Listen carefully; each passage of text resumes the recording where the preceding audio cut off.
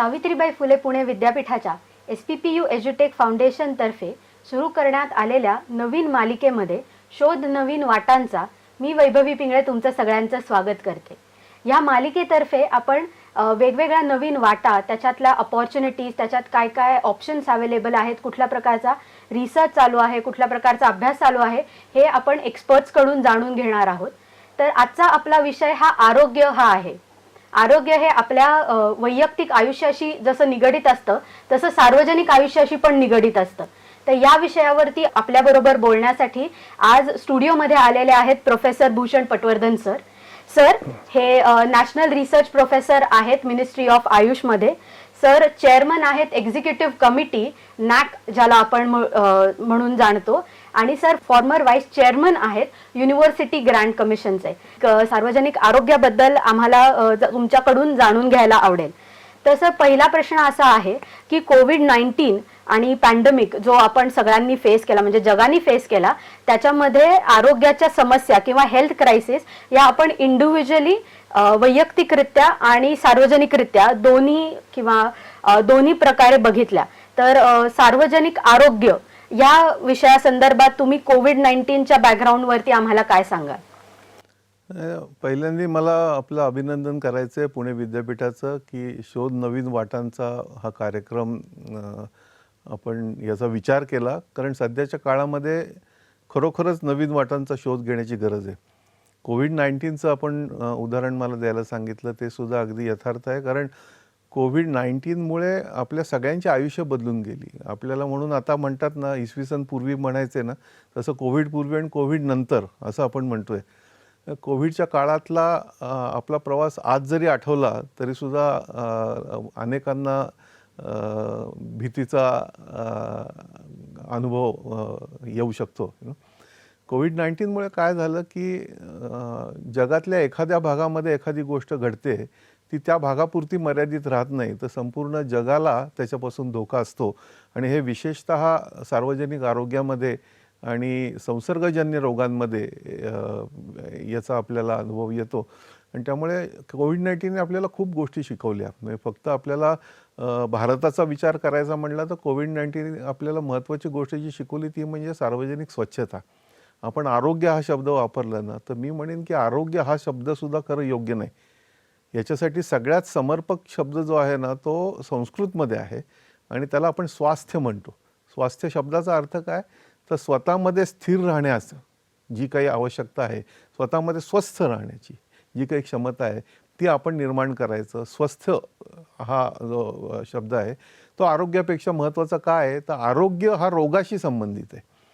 आणि कसं झालं की आपल्या भारतीय परंपरांमध्ये आयुर्वेदामध्ये स्वास्थ्याचा उल्लेख जरी होत होता, तरीसुद्धा ज्या काळामध्ये आपलं शिक्षण सगळं वाढवलं गेलं, ब्रिटिश कालखंड, कॉलोनियल रेजिम आपण ज्याला म्हणतो, त्या काळामध्ये ॲलोपॅथीचा उदय झाला। आणि ॲलोपॅथीचा उदय होत असताना रोगांकडे जास्ती लक्ष दिलं आणि रोग नाही म्हणजे आरोग्य असा एक सार्वजनिक समज रुजवला गेला। म्हणून जागतिक आरोग्य संघटनेला सुद्धा असं सांगायला लागलं की फक्त रोग नाही म्हणजे आरोग्य तुम्हाला आहे असं नाही, तर आरोग्य म्हणजे काय, तर शारीरिक, मानसिक आणि सामाजिक स्तरावरती तुम्ही चांगले असणं, वेल बिईंग हा शब्द त्याच्यासाठी त्यांनी वापरलेला आहे। पण वेल बिईंग म्हणजे काय हेच आपल्याला अजूनही माहिती नाही। त्यामुळे ही जी व्याख्या आज आपण आरोग्याची करतो ती खरोखरच परिपूर्ण अशी नाही आहे। आणि म्हणून आयुर्वेदातली जी व्याख्या आहे स्वास्थ्याची, ती माझ्या दृष्टीने मोलाची आहे। स्वयंमे स्थित आणि आपल्या शरीरामध्ये असलेल्या सगळ्या दोष, धातू, मल याचं समप्रमाण, ज्याला आपण वैज्ञानिक भाषेमध्ये होमिओस्टॅसिस म्हणतो, हा तुमच्या शरीरामध्ये असणं, समतोल असणं, ही आरोग्याची किंवा स्वास्थ्याची संकल्पना आहे, ती खूप प्रगल्भ आहे। आणि याच्यातनं कोविड-19च्या बाबतीमध्ये आपण जर पुन्हा यायचं म्हणलं तर एक छोटासा व्हायरस, किती तुम्हाला तो शोधण्यासाठी सुद्धा इतके अथक प्रयत्न करायला लागले, आणि तो कुठनं आला याचं सुद्धा अजूनपर्यंत आपल्याला समर्पक उत्तर देता येत नाही आहे। आणि असे अनेक जीवाणू आपल्या भोवती आहेत। त्यामुळे त्या काळामध्ये आपल्याला असं एक लक्षात आलं की हे बाहेरून हल्ले तर आपल्यावर होत राहणार आहेत, यांना फक्त आपण औषधाने थोपवू शकतो का? तर नाही, कारण अजूनही कोविडसाठी आपल्याकडे उत्तम असं औषध नाही आहे. तर ते करण्यासाठी आपल्याला आपलं शरीर सुदृढ करणं, हे वैयक्तिक स्वास्थ्य संवर्धन करणं हे आवश्यक आहे. म्हणून कोविडमध्ये आपलं आरोग्य आपल्या हाती ही संकल्पना अधिक दृढ झाली, कारण औषधच नाही तर काय करणार. तर म्हणून कोविड-19 हे आपल्याला एक ज्याला आपण लँडमार्क म्हणतो तशा प्रकारे त्याच्याकडे सार्वजनिक आरोग्य किंवा पब्लिक हेल्थ याच्या दृष्टिकोनातून बघायचं झालं तर बघायला लागेल. सर, पब्लिक हेल्थ म्हणजे नक्की काय, किंवा सार्वजनिक आरोग्याच्या ऐवजी आपण आता सार्वजनिक स्वास्थ्य म्हणूयात, तर ते कसं मोजमाप करायची झाली तर ते कुठल्या पॅरामीटर्सवरती मोजलं जातं, किंवा त्याला कुठले गोष्टी आहेत किंवा कुठले प्रॉब्लेम्स आहेत जे सार्वजनिक आरोग्य किंवा स्वास्थ्याशी रिलेटेड आहेत जे आपण ह्याच्यात अभ्यासू शकतो? स्वास्थ्याशी किंवा इवन आरोग्य आपण सगळ्यांना माहिती आहे म्हणून तो शब्द आपण वापरत राहिला तरी चालेल, पण या दोन्हीमधला सूक्ष्म फरक मी मुद्दामून सांगितला की आरोग्य हे रोगाशी कनेक्टेड आहे. आणि मी म्हटलं तसं आपल्या डोक्यामध्ये हे ब्रिटिश कालखंडामध्ये असं बिंबवलं गेलेलं आहे की तुम्हाला जर आरोग्य मिळवायचं तर तुम्हाला काहीतरी औषध मिळवायला पाहिजे, काहीतरी औषध घेऊन तुम्हाला आरोग्य मिळेल, औषध घेऊन तुमचा रोग बरा करता येऊ शकतो, तुम्हाला आरोग्य नाही घेता येऊ शकत. तर आरोग्याचे 4 खांब आहेत. आपण एखादी इमारत अशी जी असते ती 4 खांबावरती असते ना, त्याच्यावरती छत असतं चांगलं आणि ते छत राहतं टिकून, कारण या 4 भिंती मजबूत असतात म्हणून. त्याच्यापैकी एखादा खांब जरी कमकुवत झाला तरी सुद्धा ती इमारत ढासळू शकते, बरोबर आहे ना. तसंच आरोग्याचे 4 खांब आहेत, त्याला आम्ही डिटर्मिनंट्स ऑफ हेल्थ म्हणतो.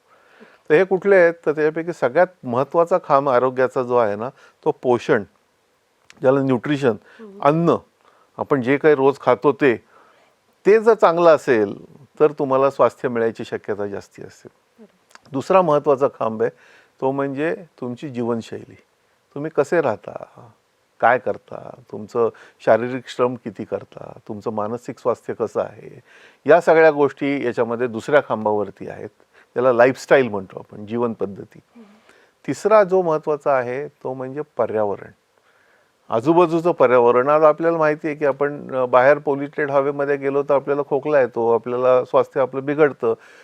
पर्यावरण हा तिसरा महत्त्वाचा खांब आहे. आणि चौथा खांब जो आहे तो म्हणजे तुमची अनुवंशिकता. काही गोष्टी आपण घेऊन जन्माला येतो, मग आपल्याला त्या पुढल्या पिढीमध्ये जाऊ नयेत म्हणून काहीतरी आपल्याला त्याच्यासाठी प्रतिबंधात्मक गोष्टी करता येऊ शकतात. पण आपल्याला जर जन्मताच काही गोष्टी वैगुण्य असतील तर आपल्याला त्याच्याबरोबरच राहायला लागतं आणि कमीत कमी आपल्याला त्रास होईल याचा आपल्याला कसं करता येईल याचं नियोजन करायला लागतं. त्यामुळे जेनेटिक्स, एन्व्हायरमेंट, लाईफस्टाईल आणि न्यूट्रिशन हे 4 आरोग्याचे खांब आहेत.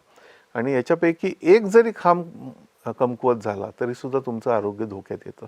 आता तुम्ही जर बघितलं तर या खांबापैकी 3 खांब तसं म्हणलं तर आपल्या हातात आहेत ना. आपण ठरवू शकतो ते मजबूत करायचे का नाही. हे एक आपल्याला निसर्गाने दिलेला आहे, जेनेटिक्स, तो सोडून दिला समजा थोडं तर, पण आपण त्याच्याकडेच लक्ष देत नाही. हे ज्या वेळेला हे डोलारा हा ढासळायला लागतो आरोग्याचा किंवा स्वास्थ्याचा, त्यावेळेला आपल्याला रोगांचा अनुभव यायला लागतो. मग वेगवेगळे आपल्याला लक्षणं दिसायला लागतात, रोगांची लक्षणं दिसायला लागतात. आणि याच्यामधनं पुढं आपण जाऊन काय करतो तर आपण मग औषधं घेतो. म्हणजे उपचार पद्धती हा आरोग्याचा किंवा इवन सार्वजनिक आरोग्याचा सुद्धा 5वा टेकू आहे. मी म्हणेन की एखादा खांब जर कमकुवत झाला तर आपण टेकू देतो ना बिल्डिंगला, तर तो टेकू आहे. तर तो टेकूच आपण महत्त्वाचा आणि मुख्य असं मानायला लागलेलो आहोत आता सध्या काळामध्ये. कारण आपण काय करतोय की आपण आपल्या स्वतःची जी जीवन पद्धती होती ती सोडून दिली. आपली भारतीय संस्कृतीमधली जीवन पद्धती काय होती? श्रमांवर आधारित होती, शारीरिक हालचालींवरती आधारित होती, योगासारख्या एक्सरसाइजेसवरती आधारित होती. आपली संपूर्ण सूर्यनमस्कार सारखे प्रत्येक घरामध्ये या गोष्टी असायच्या. त्याच्यासाठी काही तुम्हाला कुठल्या वैद्याकडे जायची गरज नव्हती. आपण प्रत्येक आयुर्वेद आणि योग हे प्रत्येक घराघरामध्ये आहेत आपल्या संस्कृतीमध्ये आलेले. त्यामुळे तो होता, तो सोडून दिला आपण. जिममध्ये जायला लागलो. जिममध्ये जाऊन तुमचे मसल चांगले होऊ शकतील, पण तुम्ही मस्क्युलरी स्ट्रॉंग आहात म्हणजे तुम्ही स्वास्थ्य आहात असं नाही. आणि त्याचे आपल्याला आता प्रत्यक्ष परिणाम दिसत आहेत. आपण बघतोय 40व्या वर्षी जिममध्ये एक्सरसाइज करत असताना तरुण मृत्युमुखी पडतात. हा झाला लाईफस्टाईलच्या बाबतीमधला. म्हणजे आपण वेस्टर्न लाईफस्टाईल स्वीकारली, आपण बैठी लाईफस्टाईल स्वीकारली आणि त्यामुळे याच्यामध्ये खूप मोठा बदल झाला. दुसरं पोषण बघा, तुम्ही स्वास्थ्य बघा, आरोग्य न्यूट्रिशनशी संबंधित आहे ना. आपला आहार काय होता आधी? इतका छान आहार होता ना, चौरस आहार. वरण भात असेल किंवा भाकरी भाजी असेल, चांगली कुठली कारळ्यासारखी चटणी असेल, जवस असतील, लसूण कांद्यासारखे पदार्थ असतील, हे अँटीऑक्सिडंट आहेत सगळे. याच्यामुळे आपली प्रतिकारशक्ती वाढते आणि आपल्याला चौरस आहार मिळतो. प्रोटीन्स मिळतात, कार्बोहायड्रेट मिळतात, फॅट्स मिळतात, व्हिटॅमिन्स असतात. हे सगळं सोडून दिलं आपण कुठे आलो आता? पिझ्झा, बर्गर, फास्ट फूडमध्ये आलो आपण आता. फास्ट फूडमध्ये काय आहे की कॅलरी रिच आणि ज्याच्यामध्ये घातक गोष्टी आहेत ना, कुठल्या त्या? तर शुगर रिच. म्हणजे आपण जी सॉफ्ट ड्रिंक्स पितो त्याची एवढी धोकादायक गोष्ट कुठलीही स्वास्थ्यासाठी नाही, मी सांगेन. म्हणजे मी तर सगळ्यांना सांगेन, आपल्या विद्यार्थ्यांना, की तुम्ही साखर जी आहे ना, साखर, पांढरी साखर ही डायरेक्ट खायचं बंद करा. तुमचे निम्मे प्रॉब्लेम सॉल्व्ह होतील. साखर सोडा, मीठ कमी करा. हे ज्या पांढरे पदार्थ 3 आहेत ना, ते आम्ही नेहमी सांगतो, साखर, मीठ आणि फॅट्स. पांढरं म्हणजे फॅट वेगळ्या रंगाच्या पण असू शकतात, पण या कमी जर आपण केल्या, आपल्या आहारामध्ये जर व्हेजिटेबल्स, फ्रूट्स यांचं प्रमाण जर वाढवलं, तर खूप गोष्टी आपल्याला साध्य होऊ शकतात. पण ते आपण नाही केलं. म्हणजे आपलं परंपरागत आहार सोडून दिला आणि आपण, म्हणजे आता आपण चांगलं सकाळी उठून समजा पोहे आणि दूध खात असू, आता ते जाऊन आपण ओट्स आणि हे खातोय. ओट्स आपलं प्रातिनिधिक धान्य नाही आहे, बाहेरनं आयात केलेलं आहे. आणि आयुर्वेद असं सांगतं की तुमच्या भागामध्ये जे पिकतं ते तुमच्या आरोग्याला जास्ती चांगलं आहे. त्यामुळे ओट्स चांगले असतील तर ते ज्या ठिकाणी ओट्स वाढतात त्या वेस्टर्न पॉप्युलेशनसाठी चांगले आहेत, उत्तम आहेत. पण आपल्याला ओट्सपेक्षा राजगिरा चांगला आहे ना. राजगिरासारख्या धान्यामध्ये तुम्हाला जेवढी चांगली प्रोटीन्स मिळतात ना, ती तुम्हाला इतर ठिकाणून नाही मिळत. तर हे आपली परंपरागत धान्य जे आहेत किंवा परंपरागत आपला जो पोषणाच्या ज्या संकल्पना आहेत, आहाराच्या ज्या संकल्पना आहेत, त्या परत आपल्याला आणायला पाहिजेत. तिसरी पर्यावरणाच्या बाबतीमध्ये आज आपण जर बघितलं तर आता आपण कुठं चाललोय पर्यावरणाच्या बाबतीमध्ये? ग्लोबल वॉर्मिंग आपण सगळेजण ऐकतो, कार्बन फुटप्रिंट, या सगळ्या गोष्टी ऐकतो. पण प्रत्यक्ष शहरांमध्ये आपण ज्या पद्धतीने राहतो त्या पद्धतीने जर आपण राहिलो तर आपलं स्वास्थ्य कसं चांगलं राहील? आज पुण्यासारख्या शहरामध्ये पोल्युशननी कुठली पातळी गाठलेली आहे? आज सॉलिड वेस्ट डिस्पोजल ही एवढी मोठी परंपरा. म्हणजे आपल्या नद्या काय झालेल्या आहेत? नद्यांची गटारं आपण करत चाललेलो. हे जर पर्यावरणाचा झाडं तोडत चाललेलो होतं. पण म्हणजे असा जर आपण ऱ्हास पर्यावरणाचा करत राहिलो तर स्वास्थ्य कसं टिकेल? स्वास्थ्य ही गोष्ट आपण मिळवायची आहे. स्वास्थ्य संकल्पना ही महत्वाची आहे की ही आपल्या हातात आहे आणि त्याच्यासाठी आपल्याला प्रयत्न करण्याची गरज आहे. आणि मी तर असं म्हणेन की स्वास्थ्य हे इतकं मूल्यवान आहे आपल्यासाठी की ते आपण डॉक्टरकडे आउटसोर्स नाही करता कामा. आवर हेल्थ इन आवर हँड. हां, म्हणजे आपल्याला जर कुठली रोग झाला किंवा आपल्याला जर काही अडचण आली, कुठली अशा प्रकारचे सिम्पटम्स आपल्याला दिसले की बाबा नाही, हे आपल्या हाताबाहेर आहे, तर मग डॉक्टर पाहिजेच, औषधं पाहिजेच. पण तो टेकू आहे हे लक्षात ठेवायला पाहिजे. सर, आता हा जो टेकू आहे तो टेकू सार्वजनिक आरोग्य किंवा स्वास्थ्य म्हणल्यावरती बऱ्यापैकी पब्लिक त्यातला तो जो शब्द आहे ते वर करणी पाहता असं वाटतं की ती सरकारची किंवा गव्हर्नमेंटची जबाबदारी आहे. पण जेव्हा आपण पब्लिक हेल्थचा अभ्यास करतो तर त्याच्यात कम्युनिटी पार्टिसिपेशन आणि प्रायव्हेट पार्टिसिपेशन पण तेवढंच महत्त्वाचं आहे. तर ह्या कम्युनिटी पार्टिसिपेशन किंवा प्रायव्हेट पार्टिसिपेशन आणि गव्हर्नमेंट पार्टिसिपेशन ह्या तिन्ही पब्लिक हेल्थच्याच वेगवेगळ्या पैलूंबद्दल तुम्ही काय सांगाल? पब्लिक हेल्थ जे म्हणतो ना आपण, सार्वजनिक आरोग्य, सुरुवातीच्या काळामध्ये सार्वजनिक आरोग्य म्हणजे फक्त हायजीन याच्यावरती जास्ती लक्ष होत होतं, स्वच्छता याच्याकडे. त्या 2 गोष्टी जेव्हा याला एकूण बकालपणा वाढत चालल्या तिथं त्या कॉम्प्रोमाइज व्हायला लागल्या. आणि त्याच्यानंतर पाणी, मी तुम्हाला सांगतो की शुद्ध पाणी, पाण्याचं सुरक्षित पाणी, शुद्ध चांगली हवा, या 2 गोष्टी जर आल्या ना तर अनेक रोग आपण थांबवू शकतो. म्हणजे आज आपण कसं करतोय की पाण्यामधली इन्व्हेस्टमेंट कमी करतोय, औषधांमधली वाढवतोय. आज आपण शेतीमधली इन्व्हेस्टमेंट कमी करतोय. शेती, सेंद्रिय शेतीच्या पेक्षा आपण रासायनिक शेती करत चाललेलो होतो. पण त्याच्यामध्ये पेस्टिसाइड्स येतात, इन्सेक्टिसाइड येतात, ती आपल्या रोजच्या खाण्यामधनं शरीरात जातात आणि एवढं मोठं संशोधनाचे निष्कर्ष आज उपलब्ध आहेत की ही सगळी जी केमिकल्स आहेत ती कार्सिनोजेनिक आहेत. कॅन्सरचं प्रमाण एवढं अचानक का वाढतंय? हां. कारण या सगळ्या रासायनिक प्रक्रियांमधनं आपल्या शरीरामध्ये जात आहेत. फक्त रासायनिक प्रक्रिया कॅन्सरसाठी मर्यादित नाही आहेत, तर त्याच्यामध्ये असलेल्या रसायनांमुळे आपल्या शरीरामधले जे संप्रेरक आहेत, ज्याला हॉर्मोन्स म्हणतो, हॉर्मोन डिस्रप्टर्स आहेत या गोष्टी, आणि आपली सगळी चयापचय क्रिया, आपली सगळी जैव रासायनिक क्रिया ही बदलून जाते. होमिओस्टॅसिस मगाशी मी तुम्हाला म्हणलं, ती सगळं संतुलन बिघडून जातं. आणि हे संतुलन बिघडून जाऊ नये याच्यासाठी सार्वजनिक आरोग्यामध्ये सरकारच्या म्हणून काही जबाबदाऱ्या आहेत. त्या कुठल्या आहेत? तर सरकारने शुद्ध पाण्याची सोय करायला पाहिजे, सरकारने पोल्युशन होणार नाही याची काळजी घ्यायला पाहिजे, रोगाचा प्रतिबंध करण्यासाठी मग ते वॅक्सिन देणं असो किंवा अनेक गोष्टी असो, पोषण आहार देणं असो. आता शाळेमध्ये आपल्याकडे अनेक ठिकाणी तुम्ही बघितलं असेल की पोषक आहार देतात. त्या वयामध्ये विद्यार्थ्यांना पोषक आहार दिला तर अनेक रोग तुम्ही थांबवू शकता. आपण बघितले की अनेक ठिकाणी भारतातल्या गरोदर स्त्रिया या अॅनिमिक आहेत. आता त्या काळामध्ये जर त्या अॅनिमिक राहिल्या तर त्यांच्या बाळांवरती सुद्धा विपरीत परिणाम होऊ शकतो. म्हणून त्या ठिकाणी सरकारची जबाबदारी आहे की तिथं लक्ष द्या, त्यांचा आहार सुधारा, त्यांचं आयन वाढेल याच्यासाठी काहीतरी काळजी घ्या. पण हे करत असताना आपल्याला हे लक्षात घ्यायला पाहिजे की सार्वजनिक आरोग्य फक्त सरकारवर सोडून चालत नाही. त्याच्यामध्ये आपली खूप मोठी जबाबदारी असते, आपली वैयक्तिक जबाबदारी असते, आपली सामाजिक जबाबदारी असते. आणि याची आता खूप मोठ्या प्रमाणावरती जाणीव झाली. आपल्याला माहिती असेल पुण्यासारख्या शहरामध्ये सुद्धा मला अनेक सोसायट्या माहिती आहेत आज सुद्धा, की अनेक सोसायट्यांमध्ये ते म्हणतात आमच्या सोसायटीतला गार्बेज आम्ही बाहेर पाठवत नाही, आम्ही तिथल्या तिथं रिचवतो, ओला कचरा आम्ही आमच्या इथं सगळा बायोगॅस तयार करतो. अशा प्रकारच्या कशासाठी कचरा? मला जर विचाराल ना खरं तर पुणेसारख्या शहरामध्ये मला जर तुम्ही विचाराल की तुमच्या दृष्टीने पुण्यामधली सगळ्यात महत्वाचा असा घटक कुठला, तर मी सांगेन की आपले स्वच्छता सेवक. आणि तुम्ही विचार करा, हे स्वच्छता सेवक सकाळपासून उभं राहून तुमचे रस्ते साफ करतात, तुमच्या कचऱ्या कुंड्या स्वच्छ करतात, म्हणून तुम्ही दिवसभर काम करू शकता. 2 दिवस ते नाही झालं तर काय पुण्यासारख्या शहराची परिस्थिती होईल तुम्ही विचार करा. पण आपण या सगळ्याचा विचारच करत नाही. आपण कचरा निर्माण करणारे लोक आहोत, ते स्वच्छता सेवक आहेत, ते कचरावाले नाही आहेत.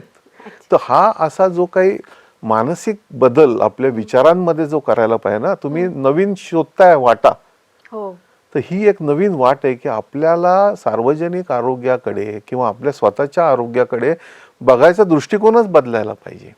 आपण जो आत्ता वैद्यकीय वाटेवरनं चाललो आहेत, आपण असं म्हणतोय की मला आरोग्य मिळवायचं आहे ना तर मला मी डॉक्टरकडे जाईन. डॉक्टरकडे तुम्ही रोग झाला तर जा, पण त्याच्या आधीचं तर सगळं तुमच्या हातात आहे. तर ही नवीन वाट आहे.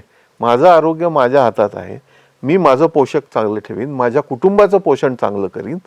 आणि असे स्टडीजही झालेले आहेत की घरामधल्या महिलेचं जर तुम्ही उत्तम रीतीने शिक्षण केलं, आरोग्य शिक्षण, स्वास्थ्य शिक्षण, तर त्या संपूर्ण कुटुंबाचं स्वास्थ्य सुधारतं, समाजाचं स्वास्थ्य सुधारतं. तर याच्यामध्ये वैद्यकीय भाग जो आहे औषधांच्या रूपाने येणारा तो महत्त्वाचा आहे.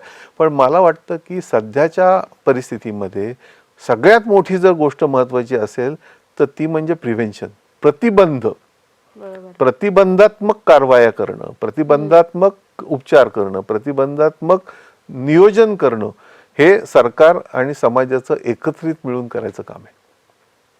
Thank you sir. तर पुढचा प्रश्न हा प्रतिबंध ह्या गोष्टीशीच रिलेटेड आहे.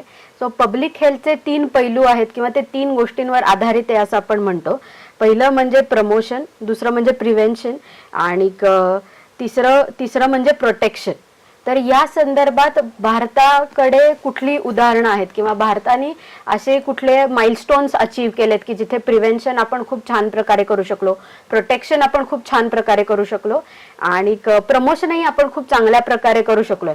कारण दरवेळेला आपण जेव्हा पण आरोग्य या विषयाबद्दल बोलतो आपण समस्येशीच ते असोसिएट करतो, पण आपण खूप चांगलं कार्य पण करत आहोत, तर ते लोकांपर्यंत पोहोचणं खूप गरजेचं आहे. नक्की चांगलं आहे. तुम्ही जर बघितलं तर प्रतिबंधात्मक कार्य भारतामध्ये खूप उत्तम प्रकाराने झालं. याचं उदाहरण पूर्वीच्या काही मागच्या दशकातलं द्यायचं झालं तर पोलिओ. पोलिओ इरेडिकेट करायचं काम जे झालं ते पोलिओ वॅक्सिनेशन आपण एवढ्या मोठ्या प्रमाणावरती केलं त्याच्यामुळे झालं. आणि त्याच्यामध्ये समाजातनं रोटरी सारख्या संघटनांनी त्याच्यामध्ये भाग घेतला, सरकार बरोबर. फक्त सरकारने नाही केलं तर या संघटनांना सुद्धा तेवढंच मोठं क्रेडिट आपल्याला द्यायला पाहिजे. पोलिओ हे महत्त्वाचं उदाहरण आहे. अनेक रोग आपण कंट्रोलमध्ये आणले वॅक्सिनेशनच्या माध्यमातून. दुसरी महत्त्वाची गोष्ट, तुम्ही जर या नवीन गव्हर्नमेंट बघितलं, मोदी गव्हर्नमेंटच्या कालखंडामध्ये काय बदल झालाय जर विचाराल ना, तर स्वच्छतेच्या बाबतीमधली जागरूकता. आधी आपण नुसतं बोलायचो पण स्वच्छतेकडे कोणाचं लक्ष होतं? सार्वजनिक आरोग्य तुमचं येऊ शकत नाही जोपर्यंत तुम्ही स्वच्छता आणत नाही तोपर्यंत. आज आपल्या बघा नद्यांची परिस्थिती हळूहळू सुधारते.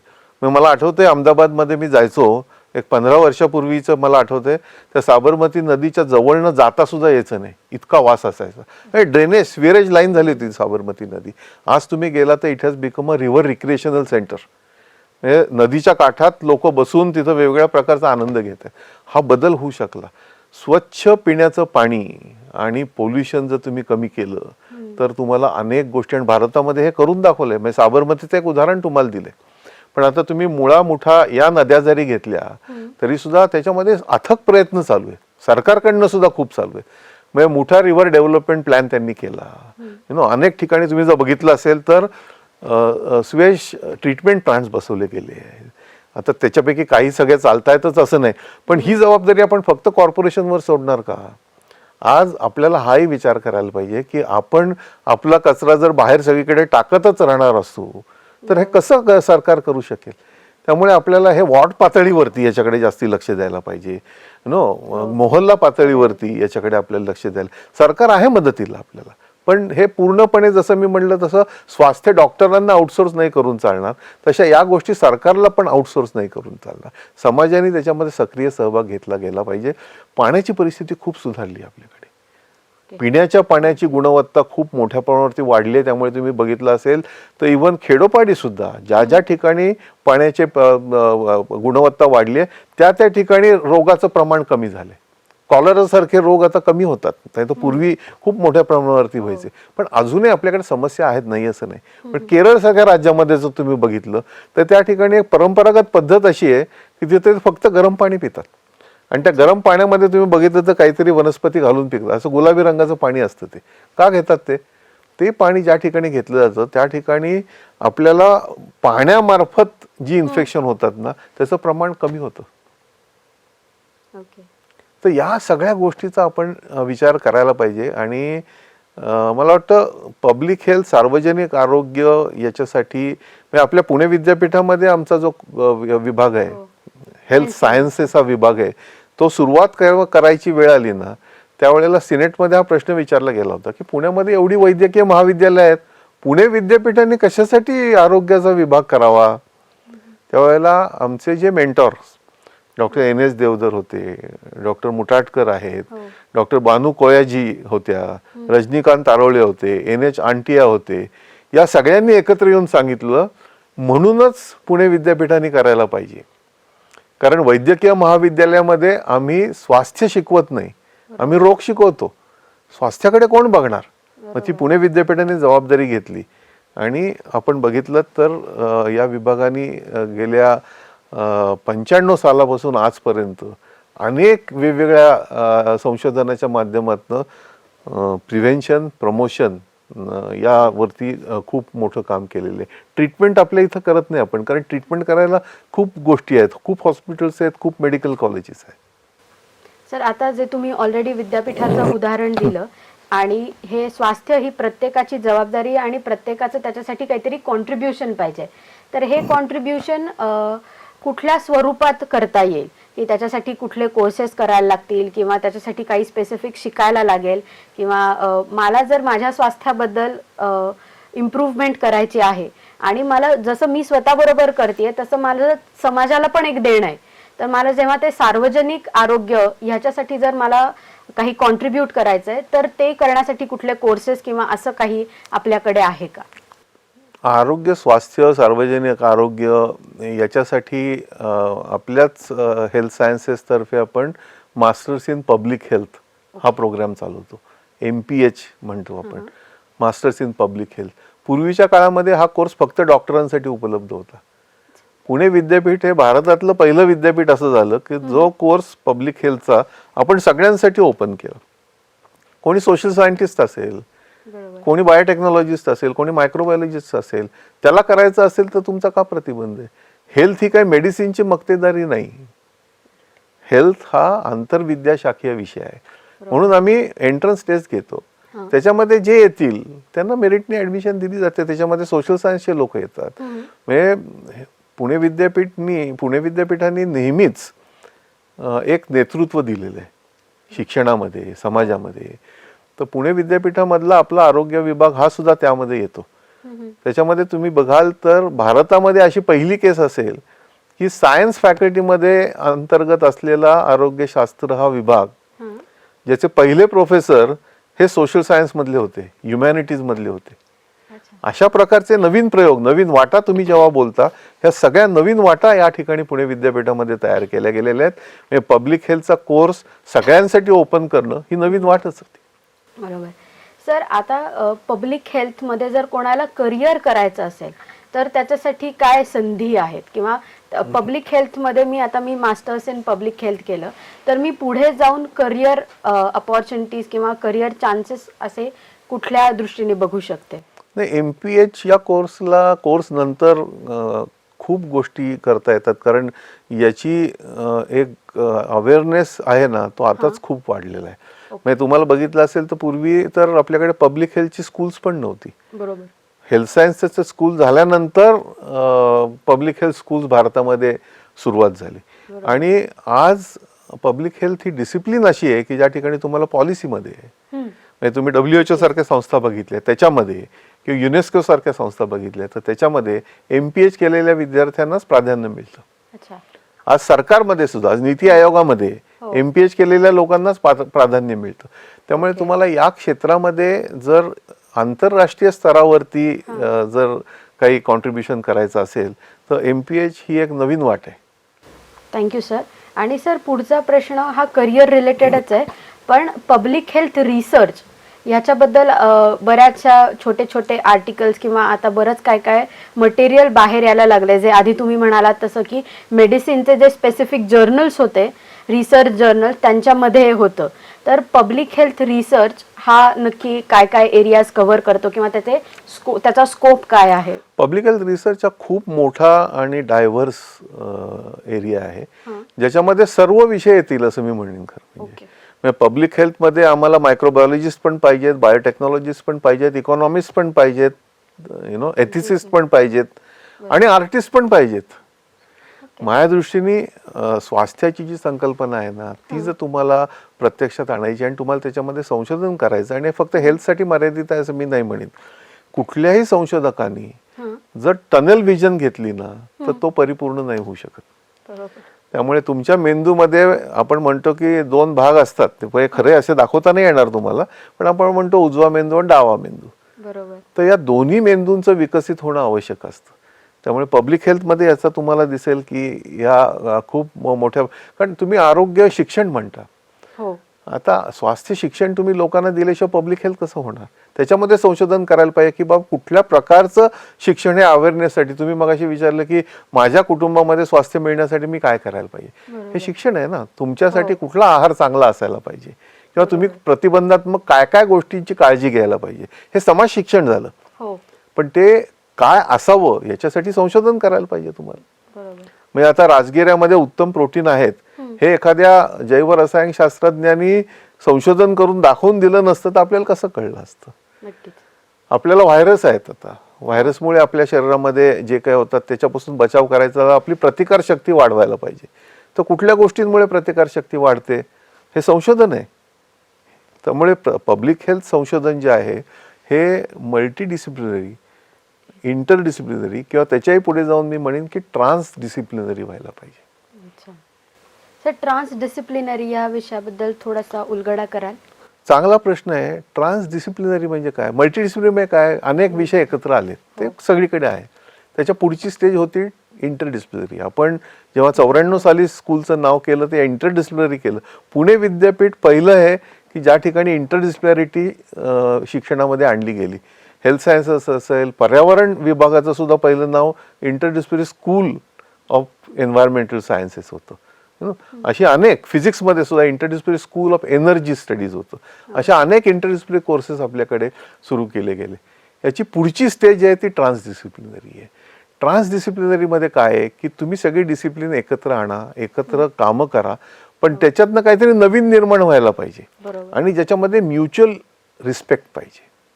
म्हणजे मी कोणीतरी मॉडर्न आहे म्हणून मी मोठा आणि तुम्ही काहीतरी परंपरागत आहेत, संस्कृत पाली विभागातले आहेत म्हणून तुम्ही कोणीतरी छोटा, असं नाही. त्यांच्याकडनं सुद्धा तुम्हाला शिकता येण्यासारखं आहे. संस्कृत पाली विभागांकडनं ही ज्ञानाची खाण आहे. आपल्याकडे परंपरागत ज्ञान एवढं मोठं आहे की त्यांच्याकडनं आपल्याला खूप गोष्टी शिकता येतील. आधुनिक विज्ञानाला त्याच्याकडून काहीतरी शिकता येईल. हे ट्रान्सडिसिप्लिनरिटी आहे. आणि माझं असं म्हणणं आहे की मॉडर्न सायन्स, ज्याला आपण आधुनिक विज्ञान म्हणतो, ते आधुनिक विज्ञान माझ्या दृष्टीने तोकडं आहे, परिपूर्ण नाही आहे. कारण आपण काय करतो आधुनिक विज्ञानामध्ये, मला जे दिसेल, मला जे मोजता येईल तेच फक्त मी मान्य करतो. मला जे मोजता येणार नाही ते मी मान्य करत नाही. पण त्याच्याही पुढे काहीतरी आहे की ज्याला संस्कृतमध्ये आपण ज्ञान, म्हणजे समजा ज्ञान म्हणजे आपण म्हटलं की माहिती, ज्ञान म्हणजे माहितीशी कनेक्ट केलं, हे एक्झॅक्टली तसं नाही, पण समजा आपण केलं तर विज्ञान त्याच्यानंतरची स्टेप आहे. म्हणजे विशेष ज्ञान म्हणजे विज्ञान. तेवढंही पुरेसं नाही. त्याच्या पुढची स्टेज जी आहे खूप इंटरेस्टिंग आहे. त्याला म्हटलं जातं प्रज्ञान. तर विज्ञानाने प्रज्ञानाकडे जायला पाहिजे आज.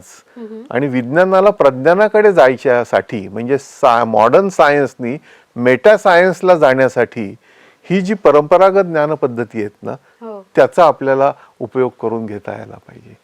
सर, आता पुढचा जो प्रश्न आहे तो या परंपरागत ज्ञानाबद्दलच आहे.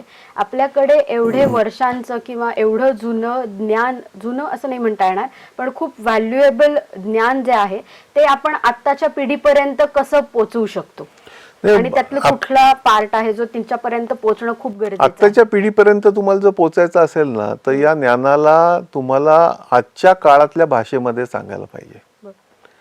तुम्ही जर सांगितलं आम्ही किती महान होतो आणि आम्हाला सगळंच माहिती होतं, आम्ही सगळंच करत होतो, तर आजची पिढी खूप मॅच्युअर्ड आहे, खूप इंटेलिजंट आहे, ते हसण्यावारी नेतील ते.